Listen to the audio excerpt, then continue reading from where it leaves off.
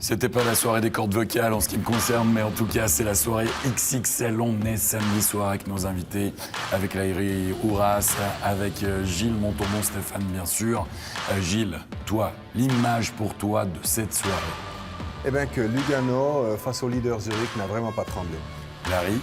Bon, les 4 points ramassés par Rapperswil ce week-end, un beau match ce soir. Donc, ils ont déjà annoncé, il faut être bien prêt. 3-0 contre Zurich hier soir. Ils ont perdu malheureusement, mais ce soir, bon début et puis ils ont ramassé les 3 points. Je pense que Joël Genasi pourrait refaire un remake de son interview d'hier soir après le match. Décourageant, puisque Lausanne a mené pendant 40 minutes, 32-12 de tirs au but à Davos, s'est écroulé en troisième et un perd en prolongation. Wow! Mais l'image du jour, c'est Lugano qui bat le leader chez lui. Et oui, 3-1, avec notamment ce très joli but marqué par Yves.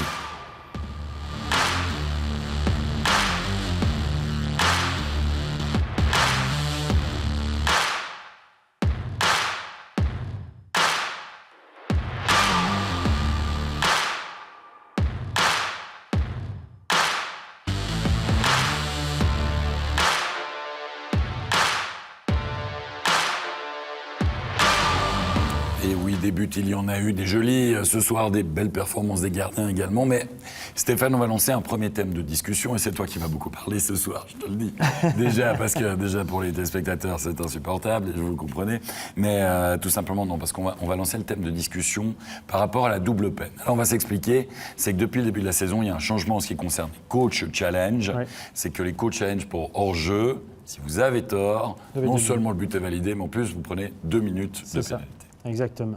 Et puis là, la polémique ou la discussion, c'est que lorsqu'on va à la vidéo pour un coach challenge, pour un hors-jeu, et que les images ne permettent pas de prendre une décision, d'inverser la décision ou de la confirmer, ben on donne quand même le 2 minutes. On a eu deux situations. Regardez ça, c'est un match de Lausanne à Rapperswil. Regardez en bas de votre écran, la POC vient juste de transir la ligne bleue. Imaginez, on peut imaginer assez facilement que la jambe de Berchi est à l'intérieur de la zone, que Berchi est en position de hors-jeu.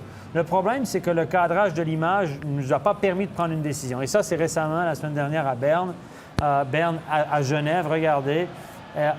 À ce moment-là, on peut imaginer que le puck est sorti de la zone. Regardez, là, il est à peu près sorti. Ensuite, le patin du joueur cache l'angle de vue, cache la caméra, ce qui fait qu'on ne peut pas conclure, on ne peut pas dire si le puck est sorti ou non.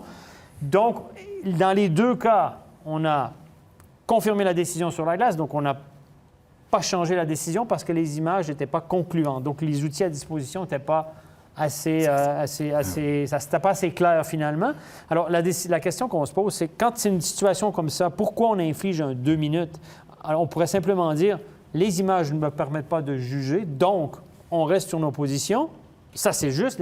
Pour les arbitres, c'est juste. Mais on ne donne pas le 2 minutes. Messieurs, votre avis là-dessus? Non, mais oui, je suis d'accord parce que dans la National Hockey League, là, on peut comprendre. Parce que là, avec la National Hockey League, ils ont 7, 8, 9, 10 caméras un peu partout. Ils ont la caméra dans le banc pour directement sur la ligne. Ils ont le moyen pour être plus précis, justement, sur la décision.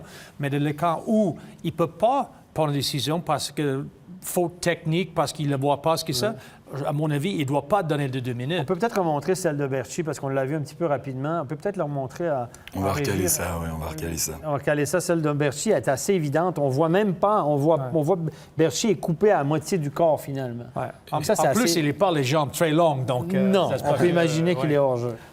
Mais Gilles, ça change la donne, en plus, ça peut changer un match. Ouais, mais bien regardez Berchi, regardez.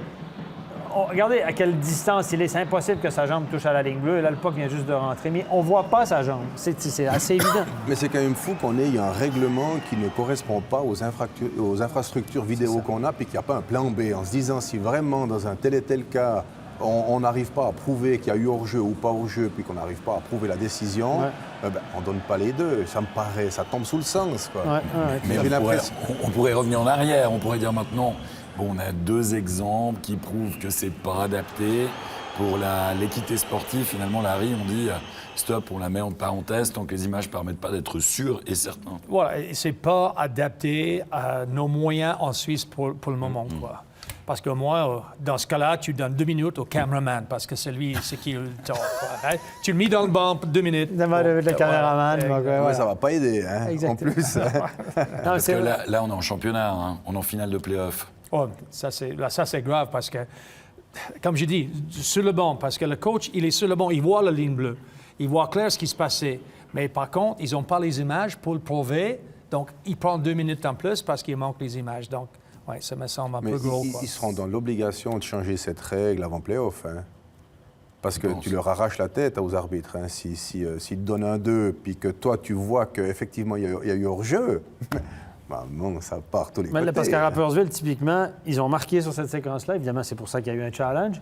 On a donné 2 minutes à Rapi, et puis Lausanne a marqué Exactement. derrière sur le powerplay. Ah ouais. Donc, Double peine. ça veut dire que le premier goal, normalement, ne devait pas y être, et le deuxième non plus derrière. Exactement. C'est quand même assez fou. Ça change hein. le match. 0, Hein? tu passes à 1-2, en fait. Ça change le match. c'est C'est pas un polémique, mais en fait, on a calqué notre règlement sur la NHL, comme à peu près chaque fois. Ouais, à mais- une année. ouais, mais- et puis, on n'a pas les mêmes infrastructures, les mêmes outils à disposition, les mêmes caméras fixes, donc on ne peut pas, forcément. Mais on garde ces 2 minutes. Mais on garde les 2 minutes par principe. C'était On peut presque le revenir coup en de arrière. gueule, hein, finalement, de la Exactement, soirée. exactement. C'est vrai que ça finit par agacer au bout d'un moment. Et tout le monde le dit, mais... Ah ben c'est comme ça. Ah, moi, quand on me répond, c'est comme ça. Pourquoi c'est comme ça? Ben, c'est comme ça. C'est comme ça. Voilà. Ouais, c'est comme ça. Voilà. Le soleil se lève et se couche, c'est comme ça. Messieurs, le soleil va se lever sur cette soirée de National League avec un derby de Tseringen du côté de Berne, un Fribourg qui restait sur 2 victoires face à Berne, faut-il le rappeler, et le déplacement du côté de la capitale avec toujours un gros match, beaucoup d'ambiance, vous l'avez vu au début de cette émission, et surtout un Marc Arcobello une nouvelle fois en feu, puisque c'est lui qui va ouvrir le score. Qui d'autre? 8e minute de jeu, Gilles Montandon. Il est véritablement on fire, Arcobello. Oui, mais disons, bien sûr qu'il est on fire, mais il fait juste tout juste. Regardez, le temps qu'il prend pour armer son shoot, ça veut dire qu'il fixe le gardien, il prend le temps de viser, il lève le nez, il regarde ce qui se passe. Je veux dire, voilà, si vous êtes un sniper, ben vous shootez comme ça. Hein. Alors, moi- Taubira, entre les jambes. Exactement, intelligent, oui. Ah, ouais. C'est ce qu'il visait, hein. Clairement, c'est pas un shoot Clairement, raté. non, C'est c'est pas un shoot raté. pas un hein. shoot raté, hein. Non. Soutenir l'attaque. Larry, les défenseurs doivent soutenir l'attaque et Gunderson le fait parfaitement. C'est le hockey moderne maintenant. Et puis, tu regardes le back-checking des Bernois derrière lui. Donc, c'est un peu... Ils sont fautifs sur le coup, mais c'est maintenant... le hockey moderne, c'est ça. Vous avez un joueur au milieu de la glace qui va à la cage, l'autre reste large, un peu plus derrière. Et puis maintenant, l'homme qui crée cette fameuse triangle offensif, maintenant, c'est le défenseur qui arrive en derrière dans la zone. Un partout après 20 minutes de jeu. Brodin a été l'auteur hier soir d'un superbe but. Il va en marquer un qui est pas mal non plus là, parce qu'il est dans une position pas évidente, Stéphane. Ouais. Et Fribourg qui prend l'avantage, n'empêche, du côté de la capitale. Ouais, regardez, Brodin, c'est pas commode. Là, il est droitier, il est obligé de faire un demi-tour sur lui-même pour aller puis se pencher vraiment pour la prendre sur réception. Le puck est papillonnant un peu, et pas tout à fait à plat sur la glace, vous le voyez, regardez. Il est même presque droit sur la canne et sur la tranche. Elle a donné un grand coup de dessus. Techniquement, c'est pas facile. Elle a fini en pleine lucarne. Un petit peu de chance, beaucoup d'audace, je dirais. Et ça, dans une carrière, des comme ça, t'en mets pas beaucoup. Hein. Non, non, exactement. Autant Et profiter. à part ça, il va mieux, Brodin. Hein. Parce qu'il était... Non, mais... Ouais, il a marqué hier il soir. marquait pas ce beaucoup. soir, ouais. Il fait quand même un week-end plein. Ouais. Et puis Ruffenhardt, tiens, aussi, lui aussi, c'est un peu les revenants au niveau des non-débuteurs. À 5 contre 4 et l'égalisation, 36e minute de jeu. Oui, ça c'est Ruffenhardt. Encore une fois, Larry disait, regardez, Arcobello n'est pas resté sur la bande en haut, il s'est dirigé vers la cage. Ben, Il a 2 doigts de marquer, hein, Arcobello. non, mais c'est ça, il sentait le coup. Et puis, on dirait, si tu veux marquer des buts, il faut aller où ça se fait mal. Ouais. Et puis, Ruffenhardt, là, il a fait toute son carrière dans cette zone-là, devant le slot. Et puis, Arcobello, il a un nez incroyable pour le puck.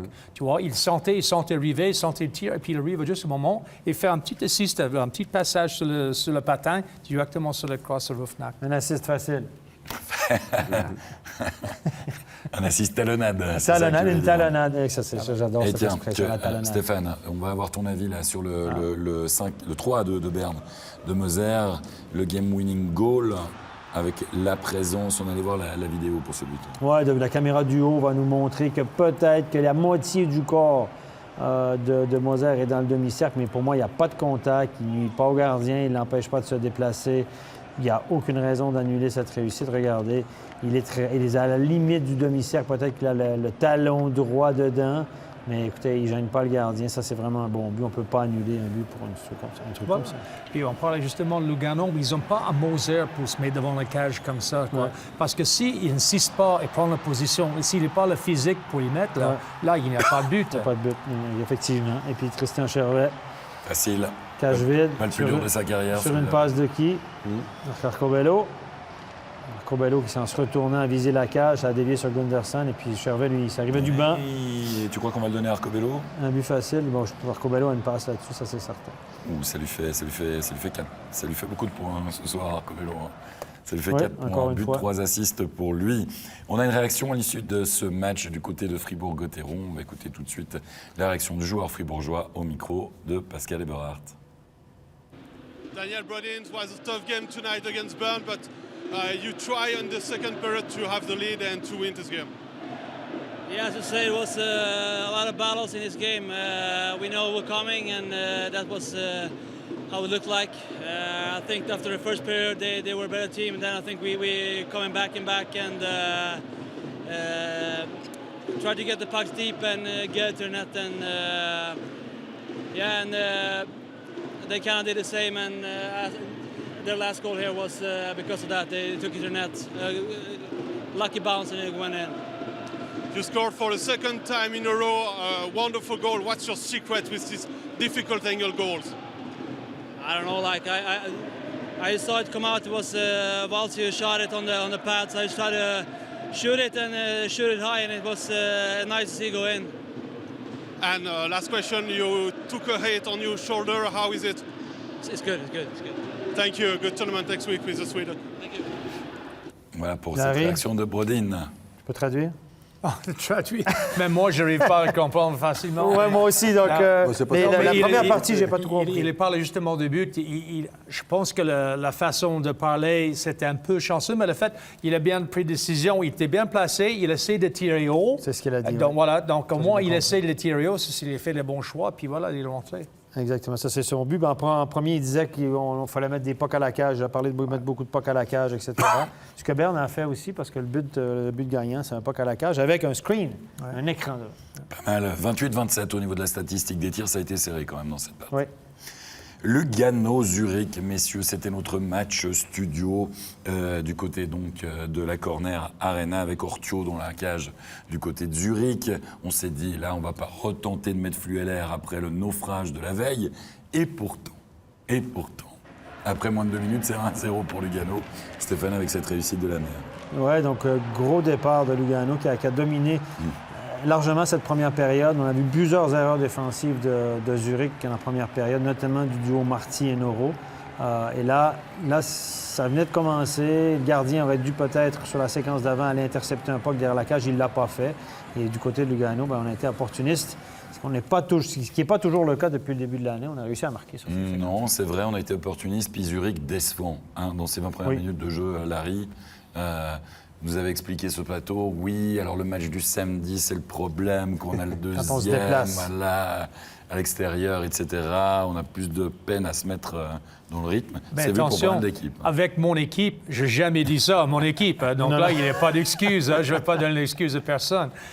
Mais Ce que tu disais, c'est que c'est plus facile de jouer le deuxième match, le match du samedi à la maison. Exactement. Donc, justement, avec Gilles, on a parlé entre les tiers-temps et on s'est dit que ce serait bien intéressant de voir les statistiques là-dessus, quoi.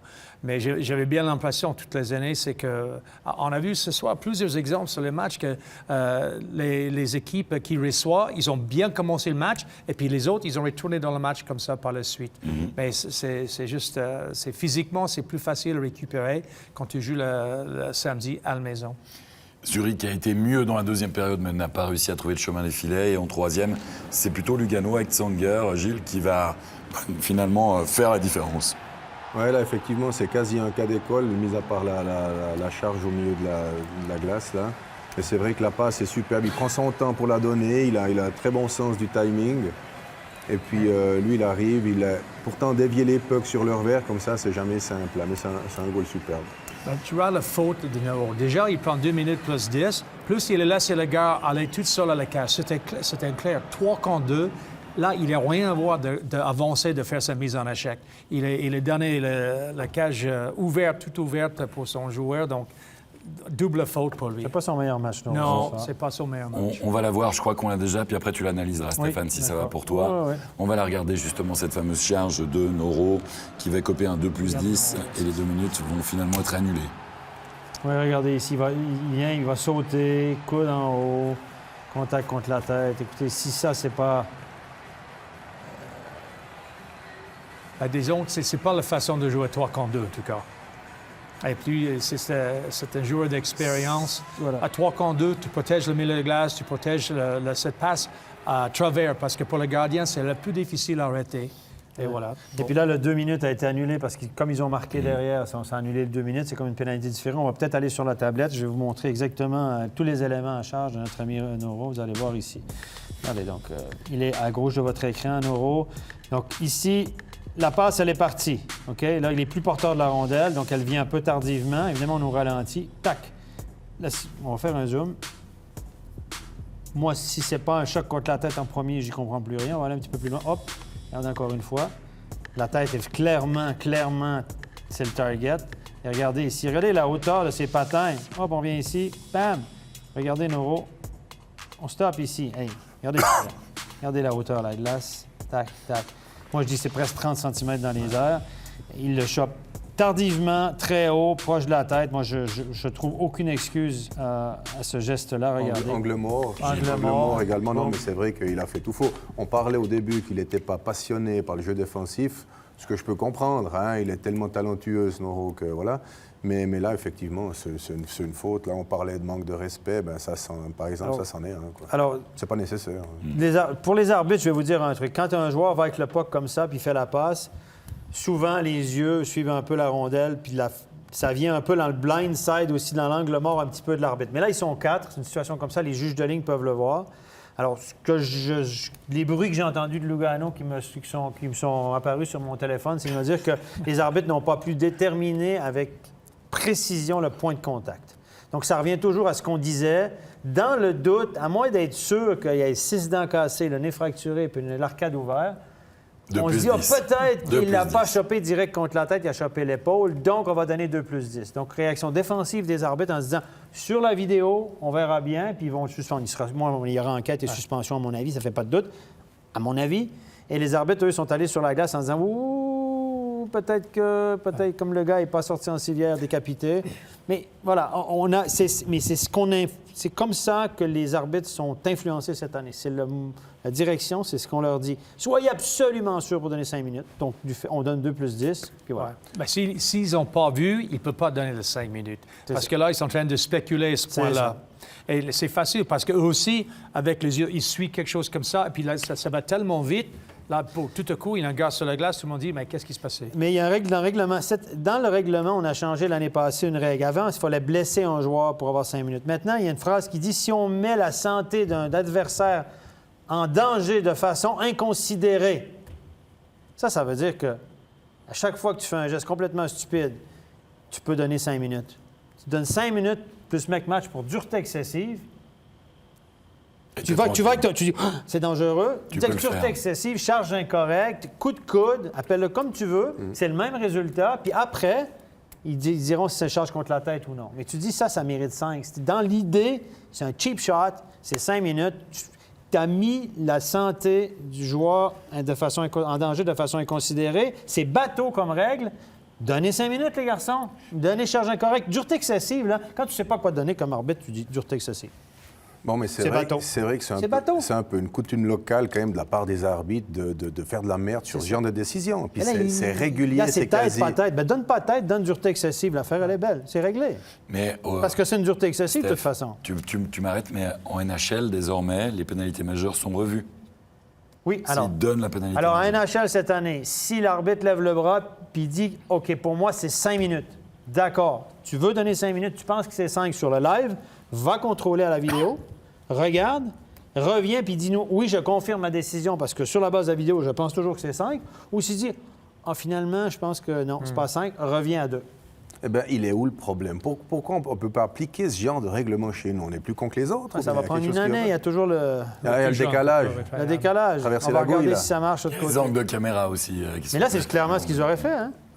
Ah, mais forcément. mais certainement, mais s'ils ça ont vu tombe- les images, ils vont donner 5 minutes. Bien, c'est sûr. Oui, oui, effectivement.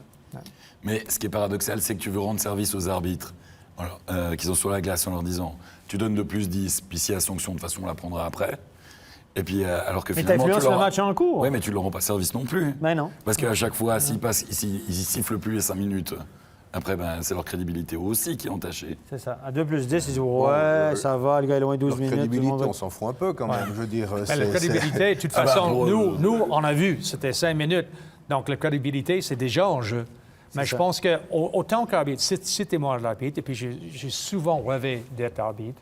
Enfin, c'est moi l'arbitre. Moi, je veux être sûr que j'ai bien sifflé le coup, parce que tu donnes 5 minutes, ça peut tout changer. Ouais. Like dans un match de playoff, ça peut être un 7e match dans le playoff, dans le final, et tu donnes 5 minutes, il y a 2 minutes, il n'y a pas de prison de tout, quoi. Donc, tu peux complètement... Ça n'a rien à changer voir, puis le d'équipe. joueur est loin. Mais moi, Tu perds un défenseur, si tu perds j'ai le l'euro. moyen, si j'ai le moyen d'utiliser la vidéo pour confirmer ou d'annuler cette prison, j'aimerais bien l'utiliser. On est d'accord. Ça vaut le coup de prendre 2-3 minutes de plus, Ben ouais, ben ouais. d'assurer la coupe. On perd des 2-3 minutes pour bien moins que ça. Hein? Ouais. On est d'accord. On est d'accord. Et puis si on voit un 5 minutes, un 7e match de play-off, moi je veux bien, je sais pas, me teindre les cheveux en rouge peut-être pour cette année, on sait pas.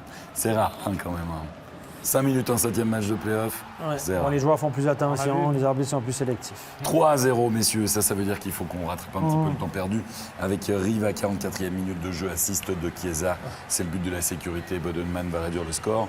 Et Lugano, mine de rien, même battu la veille à Langnau, le vainqueur de Fribourg. C'est quand même une semaine. Peut-être que l'ami Kapanen a sauvé ses fesses. On ne sait pas. Oui, je pense que oui. Moi, je l'ai dit, c'est pas une équipe qui a l'air en détresse, en crise, où ça va. Vu- Je vois pas ça. Vu comment ils se sont battus ce week-end. C'est ça. Et maintenant, il y a un bon résultat à la maison. Ouais. Je dis, oui, c'est bon, il est encore bon jusqu'à le week-end prochain. Ouais, non, mais ce que je veux dire, Ah, il y a gagné une semaine. Ouais. Ça, il y a la pause, il y a la Non, mais pause. ça veut Ah, dire il est bon. que- 2 semaines alors. 2 2 semaines. semaines. Ça veut dire que tu changes de coach à Lugano. Tu penses réellement qu'avec l'équipe qui est là en place, tout d'un coup, ils vont faire une série Non. de 10-12 ans? Moi, j'ai pas l'impression. Moi Je veux non dire, plus. Ils font du hockey sur glace qui est pas dégueu à regarder. Hein? C'était pas dégueu à regarder du côté de Lugano, ça nous a fait plaisir, victoire. Donc, on l'a dit, les Tessinois. Puis on va passer à Rapperswil-Genève maintenant. Rapperswil-Genève, Rapperswil, un peu frustré la veille, pas loin d'accrocher le leader, quand même un bon point pris, mais voilà. Et puis face à Genève, ça va être surprenante équipe aussi, début de saison comme Davos. On pouvait s'attendre à plein de choses, mais on s'est attendu à, finalement, Stéphane, à un copier-coller de la veille, avec Rapperswil qui s'envole, 1 but, 2 buts, 3 buts. On menait 3-0, avec notamment un doublé d'un certain Clark. Oui, Kevin Clark qui a marqué depuis le côté cette fois-ci. Regardez, ça a semblé. Maillère n'a pas semblé très à son affaire sur celle-là. Est-ce que c'est ce qu'il essayait ou il voulait viser la passe backdoor? Non, ils cherchaient la passe. le côté, Parce qu'on n'enseigne pas aux gardiens Mosquito à garder leur patte extérieure à la jambe sur la ligne de but. Bref, Maillère n'a pas bien paru là-dessus. Je vous laisse juger, messieurs, sur celui-là aussi. Maillère qui n'était pas en grande forme ce soir, 84 4 buts sur 26 tirs seulement. Regardez, le tir sur réception, le tir était quand même pas mal, non? Mais bon, et surtout, faire un tir sur réception quand tu patines en arrière, quand tu as l'inertie qui part sur l'arrière, c'est pas évident. Hein, de vouloir quand tu patines en arrière puis de vouloir remettre un shoot devant. prend du flex passe, dans la ça canne. prend du flex. Hein. Ou des bons poignets. Ou des bons poignets. Et voilà, le 3e but. 3-0. Forer, l'ancien de Fribourg et de Ajoie. Mais C'est t'as un vu, jeune joueur. il y a un Saint-Gallois qui casse sa crosse ou je sais pas quoi, en tout cas qui la lâche, qui part au banc. C'est changer. quand même une situation un peu particulière pour remarquable. Oui, effectivement, regardez. Tu vois, il y a un changement, ils sont à 4 en fait sur la glace à Rapperswil. Clark est encore dans le coup, évidemment, lui qui a obtenu 2 buts, un assist ce soir. C'est un but à 4 contre 5 en fait. En plus. En plus, c'est ça. En plus. 3-0 après 20 minutes de jeu. On a une charge à montrer, Stéphane. Oui. Une charge de Gourtner sur Smons, qui apparemment n'est pas revenu au jeu. Et puis, on a envie d'avoir ton avis et de nous expliquer quelle différence il y aurait, par exemple, avec celle de Besançon. Bon, elle est complètement différente. D'abord, elle est de côté, sur un joueur qui a la rondelle sous contrôle. elle est techniquement parfaite, il n'y a pas d'allongement des bras, il va épaule contre épaule. Pour moi, il n'y a pas de pénalité. Non, c'est la bonne mise en échec. Le problème, c'était à 2 mètres du banc. C'était une des positions les plus pires parce que tu prends la mise en échec, mais là, c'est la bande qui l'a fait mal. C'est ça. Le banc sur la glace, avec les jeunes joueurs, le banc, c'est ton ami. Si tu veux prendre une charge, mieux que tu te mettes contre la bande pour absorber le choc. Là, quand tu te freines ou tu le mets en mètre de bande, là, tu le fais mal. C'est ça. Colle-toi sur la bande. Exactement. Bon, mais je veux dire, au hockey, il y a la bande, quoi. Oui, ça fait partie du jeu. Je veux dire, il faut quand même en tenir compte que c'est dangereux de checker un joueur. Alors, s'il était un demi-mètre de la bande, c'est beaucoup plus dangereux. Là, il tombe gentiment il un glisse petit un peu peu, avant. ouais. Voilà, quoi. C'est pas dramatique, mais tu fais ça open ice, c'est une super mise en échec. Personne, Là, il glisse sur applaudit au moins les deux 5 mains, là. mètres. Mais là, Il dans nettoie le la coin, glace. Mais là, pour moi, il n'y a rien. Il y a un règlement, il dit que si tu projettes un adversaire contre la bande, tu dois être pénalisé pour boarding. 2 plus 10, charge à la bande. Mais ça, c'est pas une charge à la bande. Non. Je pense Parce que si tu pénalises ça, là, tu ne sais plus où est la ligne. Là. Non, justement, je me plaignais. Il n'y a pas eu de pénalité, hein? Non, je tiens à préciser. non. Avant, on a parlé justement le changement dans la Ligue depuis 2-3 ans. Maintenant, on a parlé de ça. Qu'est-ce qu'on a vu différemment? J'ai dit, déjà, la Ligue, depuis 2-3 ans maintenant, s'est accélérée. Donc, le jeu, c'est plus rapide. plus vite. Mais les moins de mises en échec. Les mises en échec, comme ça, tu as vu combien de mises en échec ce soir dans les matchs qu'on a vus? Pas tant que ça. Non, pas. Mais ça, c'est un bon mise en échec. Ouais. Celui de Noah, non, merci, à 5 minutes. Cheap ça, shot. c'est cheap shot. Yeah. Messieurs, réduction du score de Genève Servette par Miranda, la jeunesse qui va marquer le but de l'espoir. On est en fin de période, regardez, très belle réussite qui va battre le portier saint-gallois de la soirée. Un bon à savoir wrister, Miffeler. un bon tir du poignet. On dégage par la bande ici, regardez.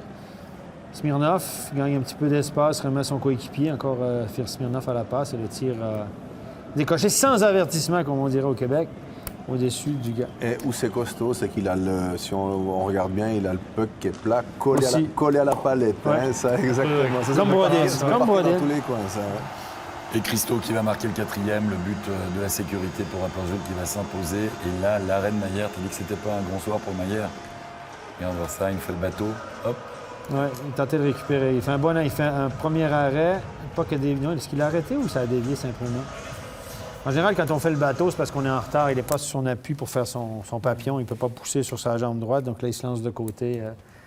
Comme Beat Kindla, 1986. Petit temps d'arrêt pour Genève Servette et Rapperswil, Larry, t'en parlais. 4 points, mine de rien, ce week-end.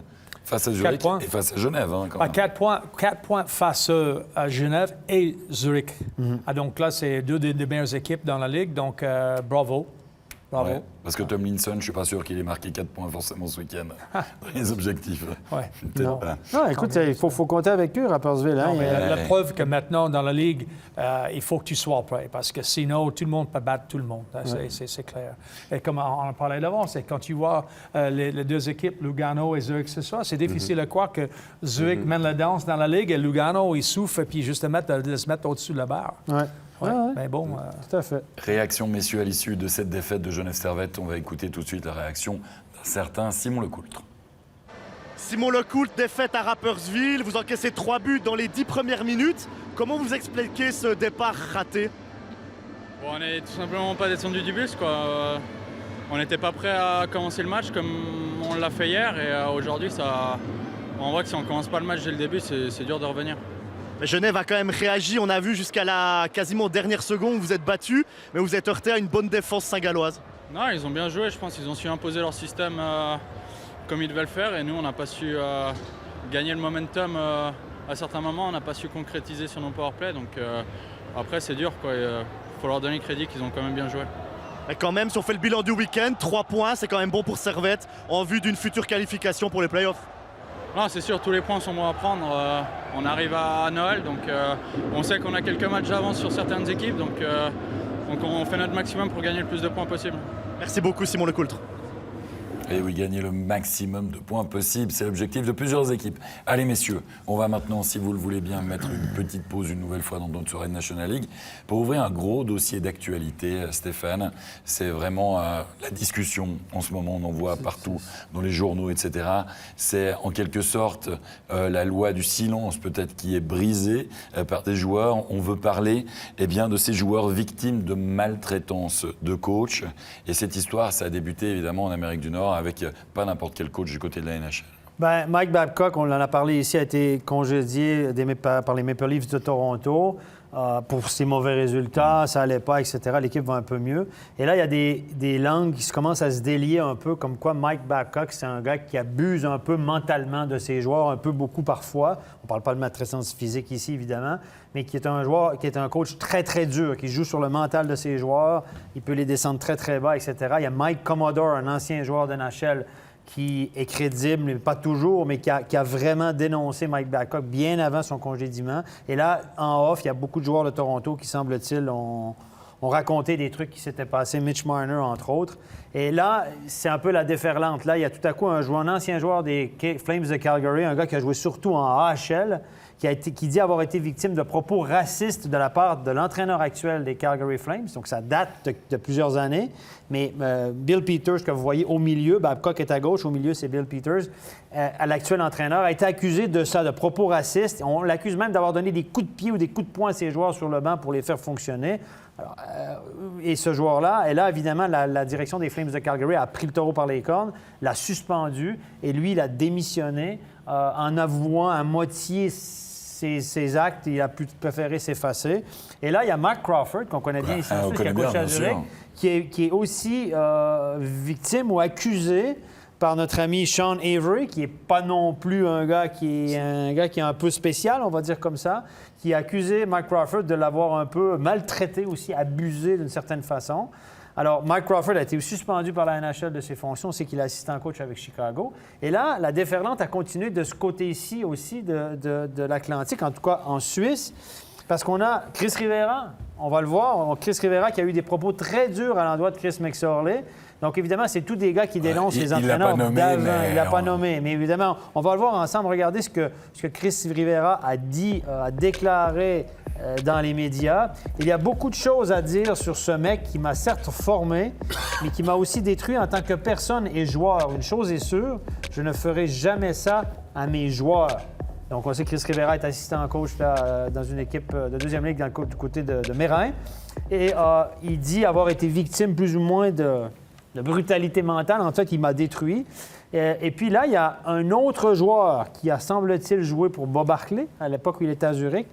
Et il déclare, sans se nommer, mais on pense que c'est Sven Riser, un ancien joueur, il dit que Bob Hartley, dans la série contre Davos, l'année qu'il était ici, tout le monde savait que Reto Von Arx s'était blessé à une main. Il aurait demandé à ce joueur, qu'on pense être Sven Riser, d'aller blesser Von Arx pour s'assurer qu'il soit définitivement out. Et ce joueur-là aurait refusé. Il aurait été mis sur le banc pour toute la série par l'entraîneur Bob Hartley. Bob Hartley ne s'est pas prononcé encore là-dessus. Donc là, il y a une déferlante de trucs. C'est le hashtag MeToo un peu. Voilà. Mais c'est toutes des accusations sur les entraîneurs du passé. Il n'y a personne qui dénonce les entraîneurs actuels pour l'instant. Des entraîneurs, en tout cas, pas des trucs qui se seraient passés récemment. Bon, Gilles, qu'est-ce que tu en penses de tout ça? Écoute, franchement, ça reste un petit peu complexe. Hein. On ne connaît pas les tenants, les aboutissants. Tout ça, c'est Chris Rivera, je ne sais pas, il a joué quoi, une douzaine d'années avec probablement, comme on le nomme, Chris McSorley. Tenir aussi longtemps, je pense que maintenant, il doit avoir un moral d'acier, ce garçon. Après, ce qui se passe dans les cabines, voilà. Ce que je trouve un petit peu paradoxal dans tout ça, c'est qu'un entraîneur, comme tu dis, Babcock, qui joue un petit peu sur le moral de ses joueurs, et puis tout ce qu'on entend, c'est qu'il les détruit quasiment, quoi. Et j'ai l'impression, pour avoir le meilleur de tes joueurs, vaut mieux que ton joueur se sente plutôt bien qu'il se retrouve détruit moralement ou psychologiquement. Voilà. Je sais pas, il y a quelque chose là, il y a un petit détail que je comprends pas bien. Mais Larry, c'est vrai ce monde décrit comme ça, ce monde dur, ce monde psychologiquement, voilà, qui peut être lourd, etc. Ou c'est un coaching du passé finalement. Oui. Et oui, ça pouvait arriver, mais c'est de moins en moins le cas. Moi, je pense que c'est moins en moins le cas, quoi, parce que quand je pense comment j'étais traité quand je jouais pour un monsieur quand j'avais 16, 17, 18 ans, vraiment, et comme Chris, il m'a détruit.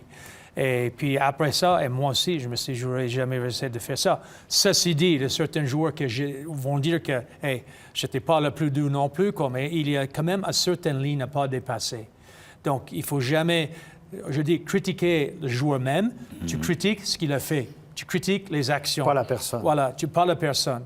Et puis, c'est ça, parce que, et même, je veux dire que des fois, tu es obligé de pousser les joueurs au-dessus, justement, on dit le comfort zone, tu vois. Ils sont confortables dans la zone. Pour arriver qu'ils soient à le meilleur, des fois, il faut pousser un petit peu plus, mais pas physiquement, bien entendu.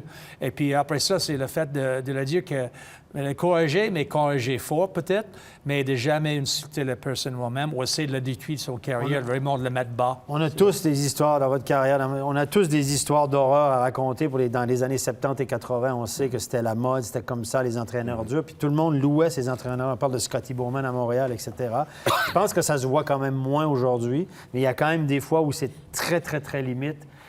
Juste un exemple. On a parlé dans les médias nord-américains que quand Mitch Marner, la grande vedette, une des grandes vedettes de Toronto, quand il est arrivé, il est très jeune, il y a 2-3 ans, il est arrivé au sein de l'équipe. Il arrivait du junior, première saison NHL, Mike Babcock était là. Il lui aurait demandé après quelques semaines, « Hey Mitch, viens ici. Tu pourrais me dire, regarde ça, là, fais-moi une liste des 5 joueurs qui travaillent le moins, qui tirent au cul. Fais-moi ça. » Et tu as un jeune dans l'équipe qui arrive en NHL, puis tu lui demandes de dénoncer les 5 coéquipiers qui, selon lui, tirent au cul. Alors, le gars, il est pris entre l'arbre et l'écorce. Il se dit, attends, mes copains, moi, je vais me faire la place au soleil. Je ne peux pas dire à l'entraîneur que lui, il ne bosse pas, etc. Donc, c'est ce genre de trucs qui, parfois, pour les joueurs, sont vraiment difficiles à endurer et à comprendre. Bon, alors, c'est vrai ou pas vrai, c'est ce qu'on a entendu. Puis Guy Boucher avoue avoir fait ça, lui. Avoir demandé à chacun des joueurs une évaluation des autres joueurs. Mais en Amérique du Nord, ils encouragent un peu la délation quand même. Hein? Ce qu'on ne fait pas du tout ça chez nous, mais l'autre côté, ils le font. Est-ce que sous l'ère Tikhonov, je ne pense pas que c'était beaucoup plus gai, hein, avec l'équipe nationale en Russie dans les années 70-80, je pense que psychologiquement, ils en ont peut-être autrement vécu. Tu parles d'armée. On sait qu'en cuisine, par exemple, dans une cuisine, des grands restaurants, vous avez un chef, c'est très militaire, il y a des brigades, c'est comme ça. Et c'est pas tendre. Non. C'est-à-dire que voilà, c'est le milieu d'hommes qui veut ça. C'est le côté. C'est un milieu où il y a des émotions. On est masculin, on doit être dur, on doit être fort. T'as pas le droit de jouer justement les psychologues. On a vu des images ce soir du coach à Davos, Volvent. T'imagines, franchement, copié-collé d'Arnaud Delcourteau, là, le gars qui tente d'imiter Arnaud à Davos. Non mais d'accord, mais t'imagines Volvent utiliser d'armes psychologiques ou faire de la pression psychologique. Enfin, je sais pas. J'en sais rien. C'est quoi? C'est vraiment des styles d'entraîneurs? Est-ce que c'est un phénomène, un tout petit phénomène d'une semaine, qui va sortir? Ou alors au contraire, ça va prendre finalement et ça va être un grand déballage? C'est ça un peu. Il risque d'y avoir des déballages parce que là, aujourd'hui, avec les réseaux sociaux, etc., il risque d'avoir des gars qui parlent de certaines situations du passé. C'est bien ou c'est pas bien? Moi, je pense que c'est bien parce que ça va mettre en garde. Ça va être un avertissement pour les coachs d'aujourd'hui de dire, les gars, hein, si vous faites ce genre de truc, faites gaffe parce que là, vous allez vous faire dénoncer, vous risquez de mettre un terme à votre carrière. Donc, il y a une espèce de garde-fou, si on veut. Mais il faut différencier émotion, comme il a dit, sortir un joueur de sa zone de confort et le pousser dans ses retranchements pour en tirer le maximum, pour lui rendre service à l'équipe sans le dégrader. Et ça, c'est ce que tu expliquais. Il y a une grande différence. Que ce soit temporaire et que ce ne soit pas un abus ou que tu dégrades de façon régulière. Ça, c'est complètement différent. Ce qu'il faut, c'est pas humilier le joueur devant tous les autres. Là, je veux dire, là, à un moment donné, ça c'est le pire. Il faut faire hyper gaffe. Mais c'est comme quand j'étais arbitre, puis il y a un gars qui me traitait personnellement de plusieurs mots, mais c'était une attaque personnelle. Imaginez des attaques personnelles. Moi, j'ai toujours dit à ces joueurs-là ou à ces coachs-là, avec qui j'ai eu des problèmes, je dis, tu peux me dire, t'es mauvais ce soir, t'as aucune idée, t'es à côté de tes patins, t'as pris des mauvaises décisions, parle-moi de mon boulot. OK, je peux vivre avec. Je ne suis pas forcément d'accord, mais je peux vivre avec. Mais traite-moi pas de tous les noms de façon personnelle. Ça va pas. Et tu en as connu des joueurs qui attaquaient les arbitres personnellement. Hein? Ah oui. Moi, je suis allé te voir quelques fois pour te dire, tu peux t'occuper de lui parce que sinon, c'est moi qui s'en occupe. Puis tu me disais, ouais, c'est bon, je l'avertis. Hein? Tu as des joueurs qui ont joué pour toi qui étaient drôlement salauds avec les arbitres. Ah ouais. Et moi, je peux vous dire que Chris Rivera, je respecte sa carrière, mais lui était un de ces joueurs qui était très dur et qui attaquait les arbitres personnellement. Alors peut-être que ça a déteint, il se l'est fait faire, il le fait aux autres. Mais ça, c'est un truc qu'on ne peut pas faire. Et moi, je disais toujours à ces joueurs ou ces entraîneurs, je cherchais un contact les matchs suivants pour dire, OK, dis-moi que j'étais mauvais, mais attaque-moi pas personnellement. Parle pas de ma famille, de mes enfants, etc. Parce que ça arrivait aussi, ça. Et moi, je ne sais pas dénoncer personne. Hein. Je suis d'accord, mais là, Stéphane, la question c'est de savoir maintenant si ça va faire un effet boule de neige, parce que du côté de l'Amérique du Nord, on sait qu'il y a une association des joueurs. Donc ils ont un poids. En Suisse, quel poids ont les joueurs, Gilles? Ouais, moi, franchement, en Suisse, j'y crois pas beaucoup. Hein. Il y a quelqu'un qui joue maintenant, actuellement dans un club, qui dénonce un entraîneur qui serait actuellement en fonction, il se ferait voir comment par les autres. C'est ça aussi la question que je pose. Mais je pense que ça va pas se passer. Hein. Un joueur actif du championnat qui va dénoncer un coach, moi, en Suisse, je veux dire, ça saurait. Ça saurait. Tout se sait dans ce monde du hockey. Ça reste un marché de niche, hein, quand même. Et moi, j'ai jamais entendu dire que... Alors, bien sûr qu'on a entendu dire qu'il y a des joueurs qui se sont battus avec des coachs, parce que les joueurs ne sont pas toujours commodes non plus. Ça, il faut bien savoir. Certains joueurs qui ont passablement de caractère aussi. Voilà, quoi. Mais je pense pas qu'en Suisse, il y a des joueurs qui ont été brimés. Ben, peut-être que Rivera s'en est un. Je ne sais pas. Mais voilà, c'est peut-être un cas particulier. Il y a eu aussi, moi je reviens sur l'arbitrage aussi, j'ai eu des cas de managers, de directeurs sportifs et d'entraîneurs qui ont eu des propos racistes envers moi. En me disant, retourne là où tu viens, sale Canadien. Ça, je l'ai entendu. On me l'a dit comme joueur, mais ça fait partie du trash talking. Mais comme arbitre, on me l'a dit. Il y a des directeurs sportifs, des gens de la Ligue, des gens qui sont toujours en place. Texto m'ont dit, retourne là d'où tu viens. Avec des mais par contre, saloperies je pense canadiens. quand même que là, on va contre le beau quand même. J'ai l'impression que ça, c'est vrai que dans les années 70, 80, 90, c'est vrai que c'était rude, c'était cru, c'était un sport d'homme, il fallait retrousser les manches, il fallait oser dire ce que tu veux. Ça, je pense que ça s'estompe gentiment puis qu'on va vers le beau quand même. Mais heureusement, hein, heureusement. Est-ce qu'on va vers le beau, Larry? Oui? C'est mieux que c'était? Oui. Au mot de la fin. Allez, messieurs, on va retourner à cette soirée de National League avec quand même 2 matchs encore, avec notamment la rencontre entre Davos et Lausanne. Un petit 0-0 lors des 20 premières minutes de jeu. Peu de buts dans cette partie. Et surtout Nodari qui va marquer l'unique finalement réussite lausannoise. On ne sait pas à ce moment-là, Stéphane, de la rencontre. Mais c'est le 1-0. À la suite, pas d'un set play, mais en tout cas de cet engagement.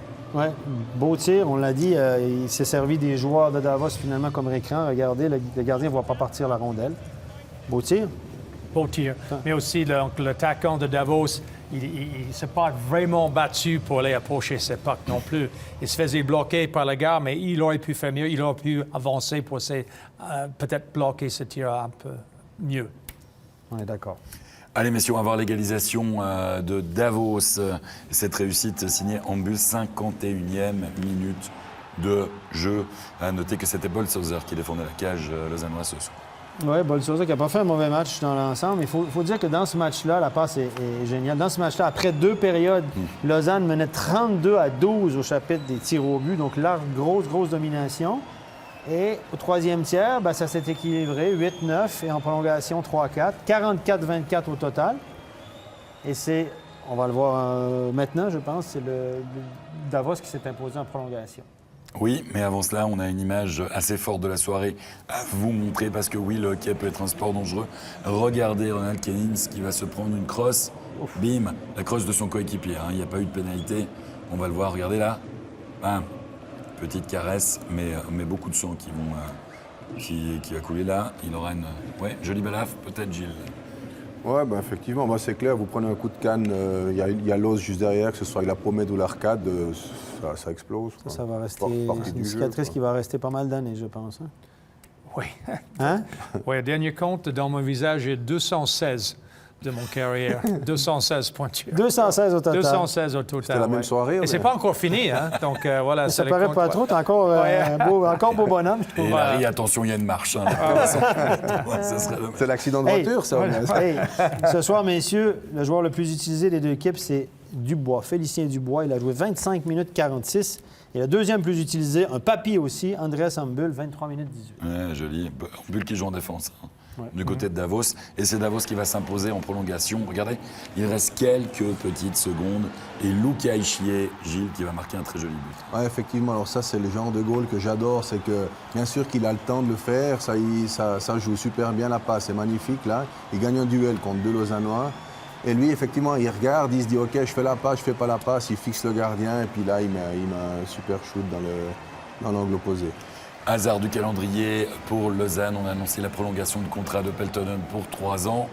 et un week-end à 0 points. Larry, à ton avis, on passe sur Ouais, Peltonen, mais c'est le classique. c'est le classique. hein. Ouais, Oui, un point, un pardon, point. c'est vrai. C'est le Un point. classique. C'est comme il y a quelques semaines, ils ont prolongé le contrat de Jalonen et puis tout de suite, l'équipe est shootée par la suite. Quoi. Mais de toute façon, je suis très content pour Ville. Donc, j'ai coaché Ville autant que joueur. Puis, je me souviens, on a eu beaucoup de discussions, les deux. Loki sur glace, il m'a toujours donné une bonne impression. C'est que c'est un gars qui sert un bon coach. Donc, la preuve que maintenant, à Lausanne, ils visent les choses à long terme. Ils vont construire avec Ville et continuer sur le chemin qu'ils ont pris. Quoi. Statistique des tirs quand même ce soir, Stéphane. C'est un hold-up de Davos? En tout cas, après 2 tiers, 32-12. Encore une fois, c'est Genazi nous le disait en entrevue de façon catastrophée hier soir. On n'arrive pas à jouer 60 minutes, ça m'énerve, etc. Encore une fois, ce soir, je pense que Lausanne était la meilleure équipe, en tout cas pendant les 2 premiers tiers. Puis tout à coup, on n'a pas réussi à faire le break, on n'a pas réussi à marquer le gros but comme contre Berne. Hier, ils auraient dû marquer au premier tiers contre Berne et faire la différence et mettre le match hors de portée de l'autre équipe. Ce soir aussi, on ne l'a pas fait. Et c'est ce Lausanne-là qu'on voit, comment on dit, mi-figue, mi-raisin cette année? Ouais, c'est un peu ça. Mais Gilles Montandon, comment on peut espérer gagner tous ces matchs 1-0? Enfin, je veux dire, on parle de hockey sur glace, Ouais. on n'est pas, Alors, on parle pas de foot italien. Alors justement, ces statistiques de shoot, là, vous avez meilleur temps de shooter 12 fois au goal avec un gardien masqué que 32 fois pas masqué. Hein. Moi, je pense qu'un shoot masqué, ça vaut 7-8 shoots pas masqués. Hein.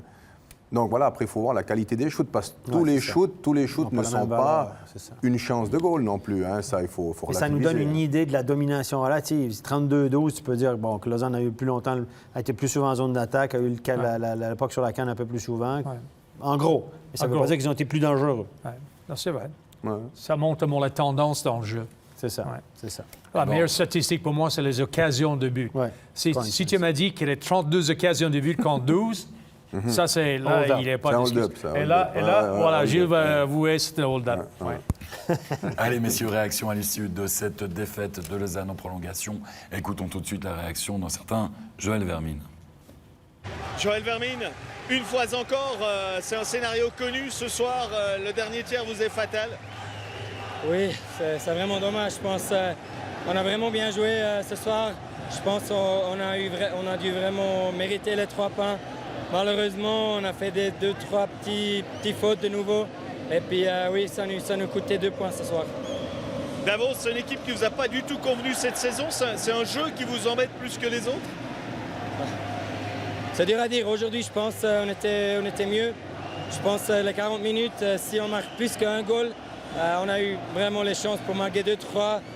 C'est dommage qu'on n'a pas pu marquer. Et puis là, après, eux, ils ont la qualité aussi. Ils marquent un goal et après, c'est 3 contre 3. C'est un peu la loterie. Et puis, dommage pour nous que c'était le nouveau. C'était pas pour nous.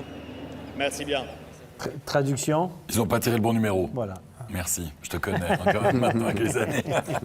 Allez, messieurs, dernier match de la soirée, Zug-Langnau avec le retour de Leonardo Giannoni dans la cage zougoise. Il faudrait quand même le signaler. Vous ne savez pas s'il est de retour avant la pause ou pas.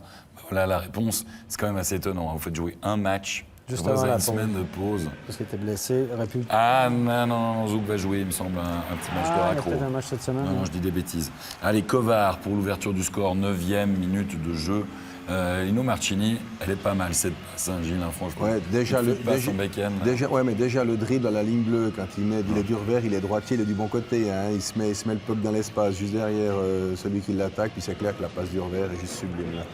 Simeon qui va pouvoir marquer le 2e avec une perte de puck là, où la grossière erreur, là, Larry, hein, la perte de puck là, en zone neutre. Alors, vous avez 2 endroits, il ne faut absolument pas perdre le puck. C'est juste devant les 2 lignes bleues, la tienne et puis l'autre. Et voilà, ici, parce que là, dans la tendance, tu perds un puck dans son zone-là, quelques secondes plus après, tu vas avoir une bonne occasion de but. À part ça, c'est Pounenovs qui était dans la cage. Je ne sais pas comment il pouvait plus challenger le tir et puis il est quand même rentré. Mais quoi qu'il en soit, c'était 3-0 après par Diaz en powerplay à 5 contre 4. C'est fait. Oui, les powerplays qui ont fonctionné ce soir, il y a tout le temps, il peut rentrer, prendre son élan, bon tir. Donc, tout ça grâce à une très belle passe de Kovar. 3-0. Larry? Ouais, mauvaise rotation ici, le box play de Langnau. Tu vois l'attaquant qui là, il se fixe devant la cage. Et qu'est-ce que je fais? J'avance, je recule. Et en tout cas, c'était son homme. Donc, il aurait pu avancer un peu plus, fermer l'angle sur Diaz. Par contre, on voit, quand je parlais des tirs masqués, on voit Albrecht qui est juste devant le gardien. Là, je veux dire, on a l'impression que c'est pas gratifiant, mais pour une équipe, c'est exceptionnel d'avoir des... Attends, exceptionnel, ça devrait pas, mais c'est exceptionnel d'avoir des joueurs qui vont devant le nez du gardien. Ça, c'est juste parfait. C'est des goals qui sont faciles. Et la dure loi de l'équipe qui doit se déplacer le samedi, 3-0, paf, dans les dents, après 20 minutes de jeu. Il y aura réaction, on va changer le gardien du côté de Langnau. C'est Tchatcho qui va remplacer Poulenovs. Et la réaction, elle va se faire en deuxième période avec Huguenin à 5 contre 4, réduction du score à 6 de qui, en général, à Langnau, Stéphane? Di Domenico, Yes. par hasard, 1 point for you. un des meilleurs passeurs de la Ligue. Il y a un écran, Pesonen est devant la cage. Ouais. Hein? Bon Et tir. ça, c'est bien que tu vois le meilleur marqueur avec le casque jaune qui fait l'écran devant le cage. Ouais. Tu vois, c'est parfait. Et là, il va bouger. Et donc, il avait son propre joueur avant aussi qui l'a masqué le tir. Je pense que c'était Exactement, Allez, Langnau qui va marquer un deuxième une nouvelle fois en supériorité numérique grâce à Kuonen. Et n'empêche que Langnau qui commence de nouveau à y croire, Stéphane. Ben, Langnau, il ne faut jamais les compter pour battus. Il s'accroche comme une moule à son chien. Ouais, ben écoutez, chaque année, on dit sur le papier, ils n'ont pas d'équipe, sur le papier, ils ne sont pas bons, puis ils ne vont pas y arriver, mais finalement, là, ils s'en sortent assez bien. Mais c'est vrai quand même. Hein, chaque année, on se dit, ouais, Langnau, cette année, encore une fois en dessous de la barre. Mais non, l'année passée, ils nous ont surpris, puis cette année, ben, ils tiennent le rush chaque fois. Bon, évidemment, comme vous vous appelez Grégory Hoffman, que vous êtes quand même si vous avez une petite période de disette, le meilleur buteur du championnat, Gilles, ce genre d'occasion-là, en général, on l'a pas. La passe. Ouais, il est super parce qu'il se met déjà en patinage arrière, il attend vraiment le puck, là, puis ça, c'est quasi une offrande pour lui. Hein. C'est Zrid qui fait cette passe-là. Ouais. Super feinte de tir. Il feinte de tir ici. Et puis, on appelle ça un slap pass. Donc, il fait semblant de slapper, mais en fait, c'est un puck dirigé. Et ça fixait Tchatcho sur sa position. Il ne parlait plus revenir sur Hoffman. Regardez Lino, Martini qui choisit de faire seul pour le 5-2. Le but final de cette rencontre est Zouk qui s'impose 5-2 face à Langnau. Effectivement, bon tir de Martini qui a marqué, c'est que son 7e but de l'année. Hein. C'est pas que. Mais écoutez, on a mis championnat 7 buts. C'est un gars de 20-25 buts par année, normalement. Oui, Parce pour que... Martini, c'est pas beaucoup. C'est pas beaucoup. C'est pas beaucoup. Puis il y a beaucoup de buts en power play. Voilà, mais justement, le problème avec le power play, vous avez Hoffman un côté et puis Marchini de l'autre côté et vous avez qu'un seul puck. Peut-être la solution, c'est jouer avec 2 pucks Oui, sur le je power pense play. aussi, Voilà. effectivement. Mais c'est vrai. Ouais. Ça se... 2 shooters, là. Ouais. Ils veulent tous les deux le puck. Et puis, l'instant, Hoffman, davantage, il a plus de buts, plus de tirs. Ouais. Allez, messieurs, on va passer aux 3 étoiles de la soirée.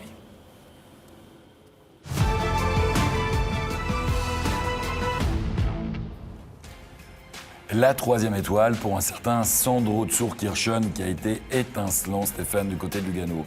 Étincelant, c'est le cas de le dire. C'est du 97 35 arrêts sur 35 tirs. Il a été très, très bon. Même masqué, il les arrêtait ce soir. L'époque le frappait. Et c'est un très, très bon match. Il a aidé son équipe à battre Zurich à la maison. Excellente performance d'un gars qui est souvent critiqué. Gilles, il a déjà été parmi les étoiles hier soir.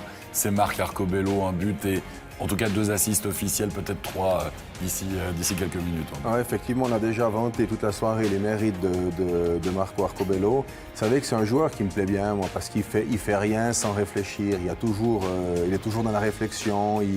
C'est pas un bûcheron, c'est pas un semeur non plus. Il fait vraiment du bon hockey sur glace. Ce qu'il fait, c'est un joueur intelligent, c'est un gars qui a un sens du hockey, je l'ai déjà dit ici, qui est juste exceptionnel. Alors on parle souvent du côté de Rapperswil, de Chervenka, bien sûr, c'est l'artiste.